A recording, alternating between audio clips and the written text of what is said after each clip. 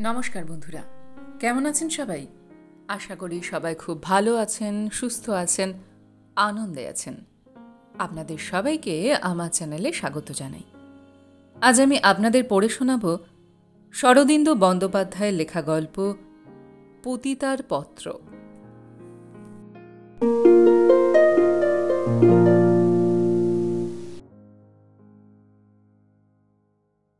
সুলোচনার নাম ভদ্রসমাজে পরিচিত হইবার কথা নয়, তবে ভদ্রসমাজে থাকিয়াও যাহারা সন্ধ্যার অন্ধকারে গা ঢাকিয়া সন্দেহজনক গলিঘুঁজিতে বিচারণ করেন, তাহারা অবশ্যই তাহার নাম জানেন। আর জানি আমি ডাক্তার। সুলোচনার মৃত্যুকালে তাহার চিকিৎসক ছিলাম। কঠিন ব্যাধিতে কয়েক মাস ভুগিয়া তাহার মৃত্যু হয়। মৃত্যুর সময় তাহার বয়স ৩৮ কি ৩৯ হইয়াছিল। মৃত্যুর কয়েকদিন পূর্বে সে একটা পুরু খাম আমার হাতে দিয়া বলিয়াছিল, ডাক্তারবাবু, আমার সময় ঘনিয়ে আসছে, আর বড়জোর ২-৪ দিন এটা রাখুন, আমার মৃত্যুর পর খুলে পড়বেন। খামের মধ্যে একটি উইল ও একটি দীর্ঘ চিঠি ছিল। উইলে সুলোচনা আমাকে তাহার যথা সর্বস্ব আন্দাজ ৩০,০০০ টাকা নিঃশর্তে দান করিয়াছে। চিঠিখানা তাহার আত্মকথা। এদেশে পতিতার আত্মকথা জাতীয় যেসব লেখা বাহির হইয়াছে, ইহা সে ধরনের নয়। মানুষের জীবনধারা কোন বিচিত্র পথে কোথায় গিয়া উপস্থিত হয়, এই কাহিনী তাহারই একটি উদাহরণ। নোংরামি ইহাতে কিছু নাই, তাই নির্ভয়ে ছাপিতে দিলাম।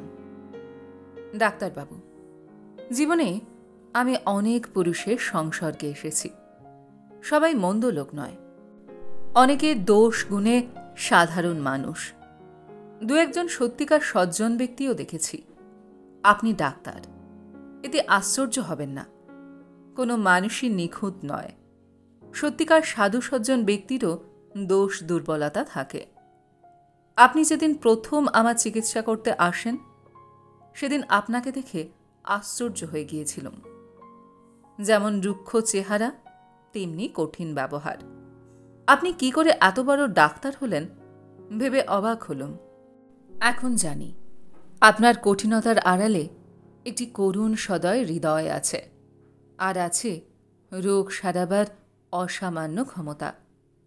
আমার রোগ আপনি সারাতে পারেননি, সে দোষ আপনার নয়। প্রথম দিন আমাকে পরীক্ষা করে আপনার মুখে যে ভাব ফুটে উঠেছিল, তা থেকে বুঝেছিলাম এই রোগ সারবার নয়। আপনি আমাকে মিথ্যে আশ্বাস দেননি, বলেছিলেন যন্ত্রণা উপশম করতে পারি, তার বেশি কিছু হবে না। আপনার কথা মেনে নিয়েছিলাম। আপনি অন্য ডাক্তারকে দেখাতে বলেছিলেন, আমি দেখাইনি। কেন দেখাইনি জানেন? আপনার স্পষ্টবাদিতা ভালো লেগেছিল। ভেবেছিলাম যদি মরতেই হয় আপনার হাতেই মরব। আপনাকে ভালো লাগার আর একটা কারণ, আপনাকে দেখে আরও একজনকে মনে পড়ে গিয়েছিল, যিনি ছিলেন আপনার মতোই কঠিন আর কঠোর। তার হাতে একবার মরেছি, এবার শেষ মরা আপনার হাতে মরব। আমার ঘরের দেওয়ালে পাশাপাশি ২টো ছবি টাঙানো আছে, ২টি যুবা পুরুষ। ২০ বছর আগে ওরা যুবা পুরুষই ছিলেন। একজনের মুখ ফুলের মতো নরম, অন্যজনের মুখ পাথরের মতো শক্ত। পরিচিত নগণ্য মানুষ নয়, দেশ জোড়া ওদের নাম। দুজনের মধ্যে অবিচ্ছেদ্য বন্ধুত্ব। স্বাধীনতার যুদ্ধে পাশাপাশি দাঁড়িয়ে ওরা লড়েছিলেন। যেদিন প্রথম আপনার দৃষ্টি ওই ছবি দুটোর ওপর পড়ল, সেদিন আপনি ভুরু তুলে আমার পানে চেয়েছিলেন। আপনার ভুরু তোলা প্রশ্নের জবাব তখন দিইনি। আজ এই চিঠিতে জবাব দিচ্ছি। চিঠি পড়লেই বুঝতে পারবেন আমার এই পাপ জীবনের সঙ্গে ওই দুটি মহাপ্রাণ দেশনেতার কী সম্বন্ধ। মরবার আগে আমি আমার জীবন কাহিনী একজন কাউকে শুনিয়ে যেতে চাই। অন্য কাউকে শোনাতে গেলে সে মুখ বেঁকিয়ে হাসবে। হয়তো ওদের দুজনের নামে মিথ্যা রটনা করবে, কিন্তু আপনি তা করবেন না। আপনি বুঝবেন, ওই বোঝাটুকুই আমার দরকার। আমি ভদ্র ঘরের মেয়ে, বেশ্যার ঘরে আমার জন্ম নয়। বাবা ছিলেন বাংলাদেশের পশ্চিম সীমানার এক শহরের উকিল। শুধু উকিল নয়, একজন স্থানীয় জননায়ক। রাজনৈতিক আন্দোলনে তিনি মন প্রাণ ঢেলে দিয়েছিলেন। ওকালতি করবার সময় পেতেন না, তাই আর্থিক অবস্থা তেমন ভালো ছিল না, কিন্তু সুনাম ছিল দেশজোড়া। বাবা অনেক দিন হলো মারা গেছেন, কিন্তু জেলার লোক তার নাম এখনো ভোলেননি। আমি স্কুলে লেখাপড়া শিখেছিলাম, কলেজে পড়িনি। বাড়িতে সৎ মা ছিলেন, তিনি আমাকে সহ্য করতে পারতেন না। তার নিজের সন্তান ছিল না বলেই বোধহয় আমার উপর প্রচণ্ড আক্রোশ ছিল। বাবা আমাকে স্নেহ করতেন, আমি তার একমাত্র সন্তান, কিন্তু সংসারের দিকে তার দৃষ্টি ছিল না। তিনি সর্বদা রাজনীতি নিয়ে মেতে থাকতেন। 16 বছর বয়সে আমার বিয়ে হলো। সৎমা পাত্র জোগাড় করে দিয়েছিলেন। বাবা একটু খুঁতখুত করলেন, কিন্তু নিজে ভালো পাত্র খুঁজে বের করার সময় নেই তার। তিনি খুঁতখুত করতে করতে রাজি হয়ে গেলেন। বিয়ের মাস 3-4 পরে স্বামী মারা গেলেন। তার চালচুলো ছিল না, ছিল গুপ্ত ক্যান্সার রোগ। বিয়ের পর ধরা পড়ল। সৎমা নিশ্চয়ই রোগের কথা জানতেন না, জানলে যত আক্রোশী থাক বিয়ে দিতেন না। আমাকে বিদায় করাই ছিল তার উদ্দেশ্য। কিন্তু 4 মাস পরে বিধবা হয়ে আমি আবার বাপের বাড়ি ফিরে এলাম। সংসারের হাওয়া বিষিয়ে উঠল। সংসারের বিষাক্ত হাওয়া থেকে পালাবার একটা রাস্তা ছিল আমার। রাজনৈতিক আন্দোলন উপলক্ষে শহরে প্রায়ই সভা সমিতি হতো। ছোটবেলা থেকে আমি সভ্য সমিতির অধিবেশনে গান গাইতুম। আমার গলা ভালো ছিল, সবাই প্রশংসা করত। বিধবা হবার পরও আমার সভায় গান গাওয়া বন্ধ হলো না। থান পড়ে যেতুম, গান গাইতুম। বাবা বলতেন, দেশের কাজে নিজের দুঃখ ভুলে যাও। তিনি নিজে আমার অকাল বৈধব্যে দুঃখ পেয়েছিলেন, তাই আমাকে এবং নিজেকে ভোলবার চেষ্টা করতেন। আমার তখন ভরা যৌবন, যৌবনের স্বাদ পেয়েছি, কিন্তু স্বাদ মেটেনি। বাবার উপদেশ আমার কানে যেত, কিন্তু মন পর্যন্ত পৌঁছত না। রাজনৈতিক আন্দোলনে অনেক যুবা পুরুষ ছিলেন, তাদের দেখতাম, মনটা উন্মুখ উদ্গ্রীব হয়ে থাকত। কিন্তু আমি বিধবা। তারা আমার পানে উৎসুক হয়ে থাকলেও কেউ এগিয়ে আসতেন না। এইভাবে বছর 1.5 কাটল। তারপর 2 যুবা পুরুষ এলেন আমাদের শহরে। তরুণ বয়স, কিন্তু দেশ জোড়া নাম। দেশের সেবায় জীবন উৎসর্গ করেছেন। তার অগ্নিমোহী বক্তৃতা শুনবার জন্য হাজার হাজার লোক ছুটে আসে। তারা হাত পাতলে মেয়েরা হাজার হাজার টাকার গয়না গা থেকে খুলে দেয়। তারা দুজন যেন জোড়ের পাখি, একসঙ্গে থাকেন, একসঙ্গে কাজ করেন। অনেকবার একসঙ্গে জেল খেটেছেন। লোকে বলতো মানিক জোড়, কেউ বলতো রাম লক্ষণ, কেউ বলতো কানাই বলাই। আমি তাদের রাম লক্ষণ বলবো। দুজনের চেহারা ছিল সম্পূর্ণ আলাদা ধরনের। রাম ছিল নরম সরম, নবজলধর কান্তি, ভারী মিষ্টি চেহারা। আর লক্ষণ যেন গনগনে হোমের আগুন, টকটকে রং, লম্বা চওড়া কঠিন দেহ, মুখে হিমালয়ের গাম্ভীর্য। আমি দুজনকেই ভালোবেসে ফেলেছিলাম। একথা সাধারণ লোকে হয়তো বুঝবে না, কিন্তু আপনি বুঝবেন। আমার মনের কৌমার্য তখনও নষ্ট হয়নি। হৃদয় ভালোবাসার জন্য উন্মুখ হয়েছিল। তাই এরা দুজন যখন আমার চোখের সামনে এসে দাঁড়ালেন, তখন বাছবিচার করতে পারলুম না। দুজনের পায়ের কাছেই আমার হৃদয় মন ঢেলে দিলাম। যিনি আমাকে পায়ের কাছে তুলে নেবেন, আমি তাঁরই। সেবার আমাদের শহরে বিরাট সভার আয়োজন হয়েছিল। 4-5 দিন ধরে অধিবেশন চলবে। দেশের গণ্যমান্য সব নেতাই এসেছেন। স্থানীয় দেশসেবকদের বাড়িতে নেতাদের থাকবার ব্যবস্থা হয়েছে। কারোর বাড়িতে 2 জন, কারোর বাড়িতে 3 জন। আমাদের বাড়িতে উঠেছেন রাম আর লক্ষণ। বাইরের একটা ঘর ওদের 2 জনকে ছেড়ে দেওয়া হয়েছে। আমি যেন স্বর্গ হাতে পেয়েছি। সারাক্ষণ তাদের সেবা করছি। আমার সৎমা ছিলেন গোঁড়া প্রকৃতির মানুষ, পর্দার আড়াল ছাড়েননি। স্বাধীনতা আন্দোলনেও বেশি সহানুভূতি ছিল না, তাই আমি অষ্টপ্রহর অন্দর থেকে বাহির ছুটোছুটি করতুম। যতক্ষণ রাম লক্ষণ বাড়িতে থাকতেন আমি তাদের আশেপাশেই ঘুরে বেড়াতুম। তাদের খাওয়ার ব্যবস্থা, স্নানের আয়োজন, মাথার তেল, আয়না, চিরুনি, বিছানা পাতা, বিছানা তোলা সব আমি করতুম। শরীরে ক্লান্তি আসত না, মনে হতো ধন্য হয়ে গেলুম। রামলক্ষণ কেবল আমার সেবা গ্রহণ করেই ক্ষান্ত ছিলেন না।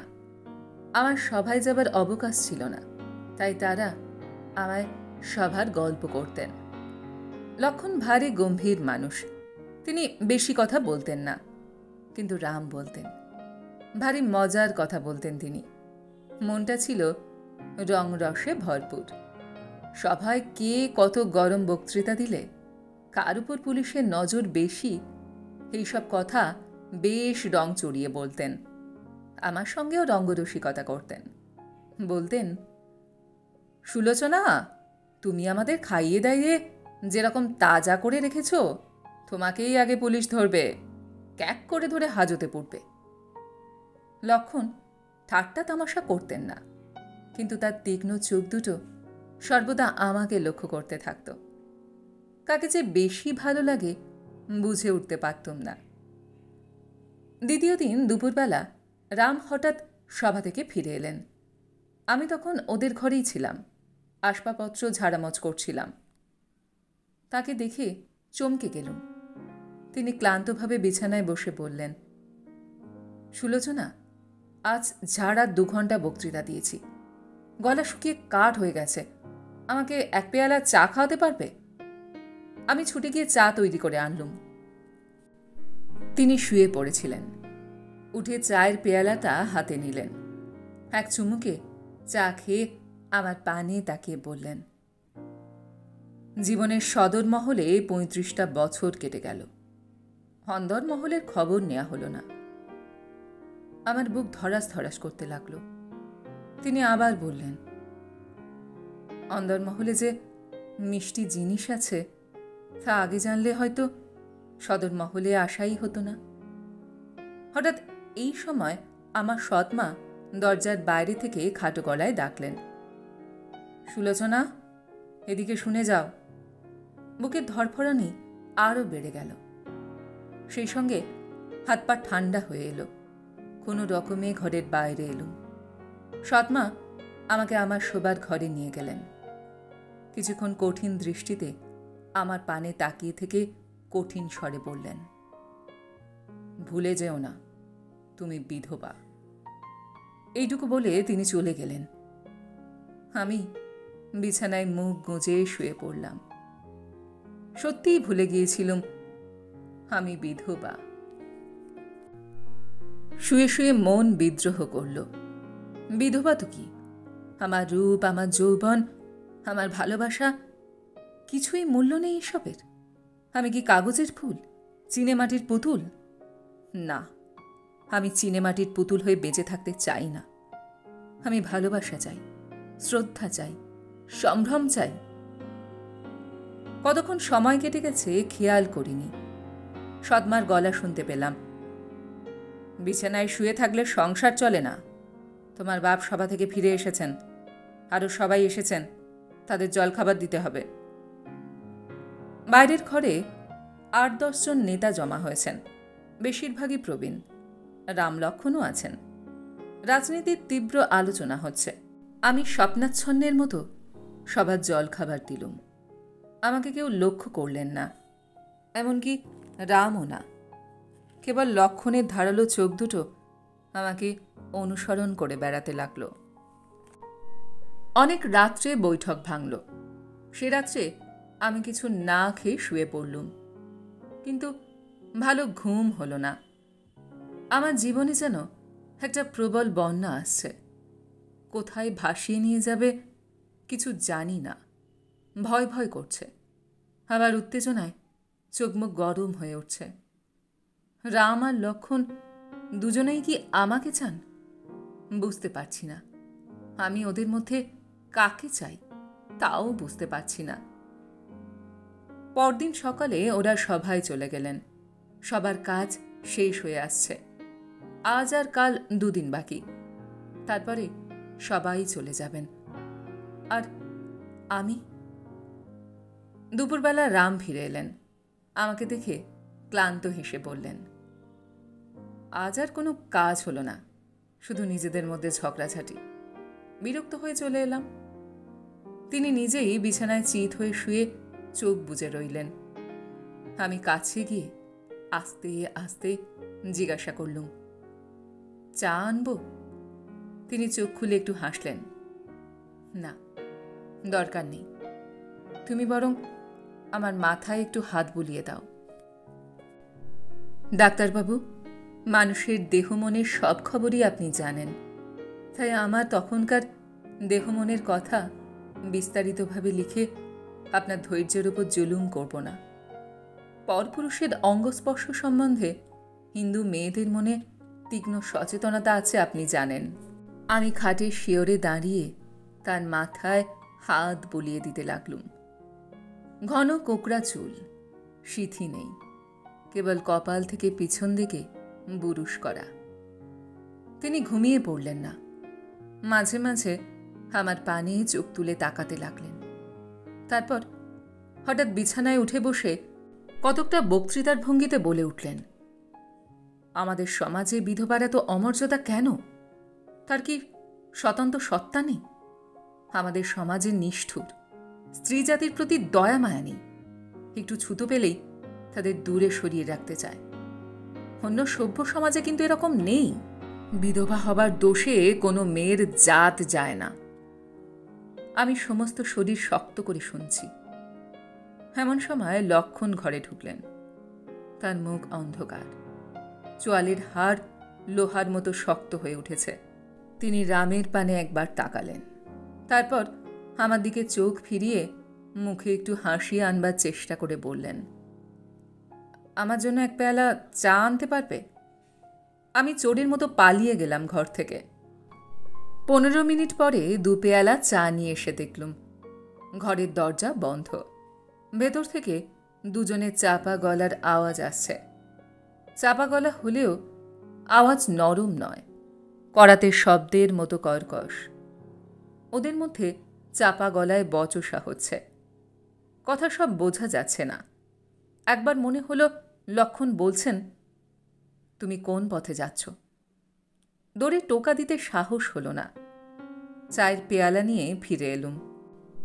রান্নাঘরে একলা বসে থরথর করে কাঁপতে লাগলুম। তবে কি ওরা দুজনেই আমাকে চান? সন্ধ্যার পরে আজও বৈঠক বসল। খুব তর্কাতর্কি হলো। রাম আর লক্ষণ কিন্তু ঘরের 2 কোণে গম্ভীর মুখে বসে রইলেন। আলোচনায় যোগ দিলেন না। কেবল আমি যখন সকলকে চা দেবার জন্য ঘরে এলুম, তাদের চোখ আমার পিছনে ঘুরে বেড়াতে লাগল।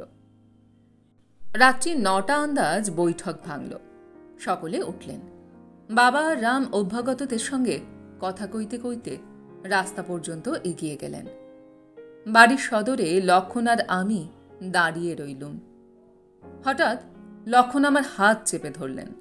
আমি চমকে প্রায় চিৎকার করে উঠেছিলুম, কিন্তু তিনি আমার কানের কাছে মুখ এনে গাঢ় স্বরে বললেন, সুলোচনা, তোমার সঙ্গে আমার গোপনীয় কথা আছে, কিন্তু এখন নয়। কাল আমাদের সবার অধিবেশন শেষ হবে, তারপর বলবো। তুমি তৈরি থেকো। যাও, এখন ভেতরে যাও, কাউকে কিছু বলো না। আমার মাথাটা বনবন করে করে ঘুরে উঠল। হন্দের মতো হাতড়াতে হাতড়াতে বাড়ির মধ্যে গেলুম। সারা রাত জেগে শুধু ভাবলুম, কি কথা বলবেন আমাকে? কিসের জন্য তৈরি থাকব? পরদিন সকালে হই হই লেগে গেল। আজ সভার শেষ অধিবেশন, এলোমেলো নানা কাজ হবে। তার উপর গুজব রটে গেছে যে কয়েকজন নেতাকে পুলিশ অ্যারেস্ট করবে। ভোর থেকে বাড়িতে মানুষের যাতায়াত শুরু হয়েছে। বাবা চা খেয়েই রাম লক্ষ্মণকে নিয়ে সভায় চলে গেলেন। তুমিও এসো, সভায় বন্দে মাতারাম গাইবে। সেদিন বন্দে মাতারাম গাওয়া কিন্তু আমার হলো না। সভায় উপস্থিত হয়ে দেখলুম চারিদিকে পুলিশ গিসগিস করছে, জনতা মুহুর্মুহু চিৎকার করছে, ইনকলাব জিন্দাবাদ, বন্দে মাতারাম।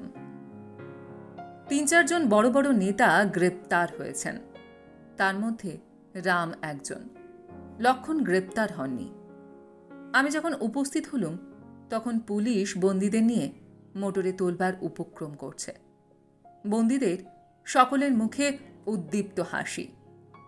গাড়িতে উঠতে গিয়ে রাম ফিরে দাঁড়ালেন, জনতার মধ্যে চারিদিকে চোখ ফেরালেন, যেন কাউকে খুঁজছেন। তারপর তার চোখ পড়ল আমার উপর। তিনি এক দৃষ্টে আমার পানে চেয়ে রইলেন। মুখের উদ্দীপ্ত হাসি মিলিয়ে গেল। তিনি আমাকে লক্ষ্য করেই বজ্রকণ্ঠে বলে উঠলেন, আমি শিগগিরই ফিরে আসব। ইংরেজের জেল আমাকে ধরে রাখতে পারবে না। বন্দীদের নিয়ে পুলিশের গাড়ি চলে গেল। তারপর সভায় কি হলো আমি জানি না। চোখের জল ফেলতে ফেলতে বাড়ি ফিরে এলুম। সবাই আরও অনেক মেয়ে ছিল, তারা সবাই সেদিন কেঁদেছিল। আমার চোখের জল কেউ লক্ষ্য করেনি। আমার চোখের জলের উৎস যে আরও গভীর তা কেউ জানতেও পারল না। কেবল বাড়ি ফিরে আসবার পর সৎমা আমাকে কাঁদতে দেখে মুখ বেঁকিয়ে বললেন, ঢং দেখে আর বাঁচি না। ইচ্ছে হলো বাড়ি ছেড়ে ছুটে কোথাও চলে যাই। বিধাতা যে অলক্ষ্যে সেই ব্যবস্থাই করেছেন তা তো তখন জানতুম না। দুপুরবেলা লক্ষণ বাড়ি এলেন, মুখ বিষণ্ণ কঠিন। আমার পানে খানিক তাকিয়ে রইলেন। মুখ একটু নরম হলো, আবার বজ্রের মতো কঠিন হয়ে উঠল।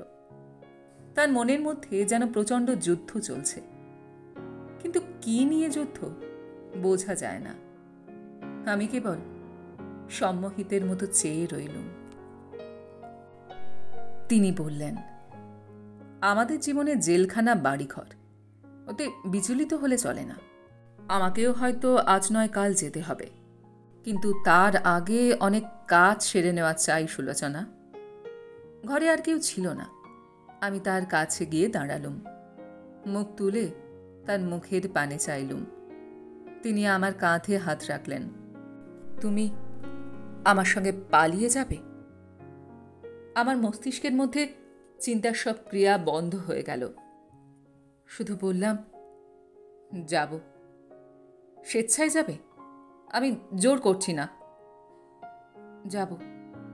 তিনি গভীর দৃষ্টিতে আমার মুখের পানে চাইলেন। চোখ দুটো যেন করুণায় ভরে উঠল। তারপর আমার কাঁধ থেকে হাত নামিয়ে আমার দিকে পিছন ফিরে খানিক দাঁড়িয়েই বললেন, বেশ, এখন আমি যাচ্ছি। রাত্রে আবার ফিরে আসব, 12টার পর। গাড়ি নিয়ে আসব, তুমি তৈরি থেকো। আচ্ছা। তিনি চলে গেলেন। সেদিনের কথা এখন ভাবলে মনে হয় কেন তার কথার মানে বুঝিনি। তিনি তো ইঙ্গিত দিয়েছিলেন। আমার ভবিষ্যতের কথা ভেবে তার অটল হৃদয়ও ক্ষণিকের জন্য টলে গিয়েছিল। সেদিন যদি আমি না বলতুম, যদি বলতুম যাব না তোমার সঙ্গে, যিনি জেলে গেছেন তার জন্য প্রতীক্ষা করব, তাহলে আমার জীবনটাই অন্য পথে যেত। কিন্তু তা তো হবার নয়। আমি যে ওদের দুজনকেই সমানভাবে চেয়েছিলাম। সৎমা যে আমার ঘরে আগুন লাগিয়ে দিয়েছিলেন। পালানো ছাড়া আমার আর গতি ছিল না। দুপুর রাত্রে তিনি গাড়ি নিয়ে এলেন। আমি তৈরি ছিলাম। গাড়িতে উঠে বসলাম। আমার নিরুদ্দেশের পথে অভিসার শুরু হলো। প্রথমে রেলে স্টেশন, সেখান থেকে ট্রেনে চড়ে কাশী। ডাক্তারবাবু, শেষ কথাগুলো তাড়াতাড়ি শেষ করে ফেলি। সব কথা খুঁটিয়ে লিখতে ক্লান্তি আসছে। লক্ষণ আমাকে কাশির একটা সরু গলিতে অন্ধকার একটা বাড়িতে তুললেন। আদবর্ষী একজন স্ত্রীলোক এসে আমাকে বাড়ির মধ্যে নিয়ে গেল। একটা সাজানো ঘরে বসালো। লক্ষণ ঠিকে গাড়ির ভাড়া মেটাবার জন্য পিছিয়েছিলেন। আমি তার অপেক্ষা করতে লাগলুম, কিন্তু তিনি এলেন না। হাতবয়সী স্ত্রীলোককে প্রশ্ন করলুম। সে বলল, আসবেন বাছা, আসবেন, কত বাবু ভাইরা আসবেন, নাও এই শরবতটুকু খেয়ে ফেলো, তেষ্টার সময় শরীর ঠান্ডা হবে। সেই রাত্রে আমার জীবনে বেঁচে থাকার পালা শেষ হলো। প্রেত জীবন আরম্ভ হলো। ভদ্রলোকের মেয়ে ছিলুম, পতিতা হলুম। পরদিন সকালবেলা লক্ষণ এলেন। তাকে দেখে আমি কেঁদে উঠলুম। আপনি আমার এই সর্বনাশ করলেন। অপরাধ কেউ করেনি। তুমি আমার বন্ধুকে চেনো না, আমি তাকে চিনি। তার মন তোমার দিকে ঝুঁকেছিল। আমি যদি তোমাকে চিরদিনের জন্য তার সামন থেকে সরিয়ে না দিতাম, সে হয়তো তোমাকে বিয়ে করত। তাতে কি এতই ক্ষতি হতো? ক্ষতি হতো, তার সর্বনাশ হতো, দেশের সর্বনাশ হতো। তাকে আমি জানি। তার মন একবার যেদিকে ঝুঁকবে, সেদিক থেকে তাকে আর নড়ানো যাবে না। তার মনে প্রচণ্ড শক্তি আছে, কিন্তু সেই শক্তিকে 5 ভাগ করে 5 দিকে চালাবার ক্ষমতা নেই তার। সে যদি তোমাকে বিয়ে করত, তাহলে দেশের কাজ আর করত না, তোমাকে নিয়েই মেতে থাকত। কিন্তু আমার কি হবে? দেশের জন্য অনেকে আত্মবলি দিয়েছে, যথাসর্বস্ব খুইয়েছে, প্রাণ পর্যন্ত দিয়েছে। আমি আজ এই মহাপাতক করলাম। কিসের কি ফল হবে জানি না। নিজের বুদ্ধি বিবেচনা অনুযায়ী কাজ করে যাচ্ছি। আমার বন্ধু যখন জেল থেকে বেরিয়ে তোমাকে খুঁজতে আসবে, তখন তোমাকে পাবে না। পরে যদি তোমাকে খুঁজেও পায়, তোমার কাছে আসতে পারবে না। এই ভরসায় এত বড় পাপ করেছি। চললাম, আর দেখা হবে না। তিনি চলে গেলেন। তারপর 20 বছর কেটে গেছে। সেদিন আমার যে জীবন আরম্ভ হয়েছিল, তাও শেষ হয়ে আসছে। আমার ঘরের দেওয়ালে যে 2টো ছবি দেখে আপনি ভুরু তুলেছিলেন, তার মানে বোধহয় এখন বুঝতে পারছেন। ভারত আজ স্বাধীন হয়েছে। ওরা দুজন ভারতের ভাগ্য বিধাতা। ওদের নাম জানে না এমন মানুষ পৃথিবীতে নেই। ওদের আমি আর দেখিনি, কেবল ছবি টাঙিয়ে রেখেছি নিজের ঘরে। মাঝে মাঝে ভাবি, আমার কথা কি ওদের মনে পড়ে? দেশের কল্যাণে যিনি আমাকে নরকের মুখে ঠেলে দিয়েছিলেন, আমার কথা মনে পড়লে তার মন কি বেদনায় টনটন করে ওঠে? কিন্তু আমার কারোর বিরুদ্ধে নালিশ নেই। সবই আমার ভাগ্য, আমার জন্মান্তরের কর্মফল। তবু মনে প্রশ্ন জাগে, আমার সর্বনাশ না হলে কি ভারতবর্ষ স্বাধীন হতো না? এবার শেষ করি। ডাক্তারবাবু, আমার পাপ জীবনের সঞ্চয় মৃত্যুর পর যা অবশিষ্ট থাকবে, তা আপনাকে দিয়ে গেলাম। আপনার নিজের টাকার দরকার নেই জানি, কিন্তু আমার টাকাকে আপনি ঘৃণা করবেন না। টাকা কখনো নোংরা হয় না ডাক্তারবাবু। যত নোংরা স্থান থেকেই আসুক, টাকায় কলঙ্ক লাগে না।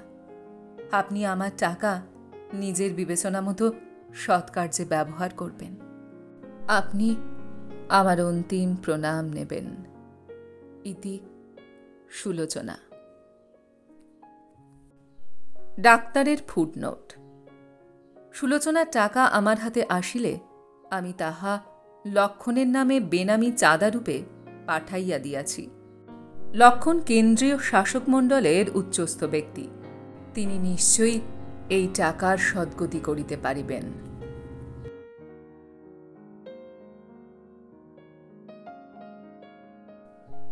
গল্পটি এইখানে সমাপ্ত হল। আপনারা এতক্ষণ শুনছিলেন শরদিন্দু বন্দ্যোপাধ্যায়ের লেখা গল্প পতিতার পত্র। গল্পটি আপনাদের কেমন লাগলো বা আমার গল্প পাঠ আপনাদের কেমন লাগলো কমেন্ট সেকশনে অবশ্যই লিখে জানান।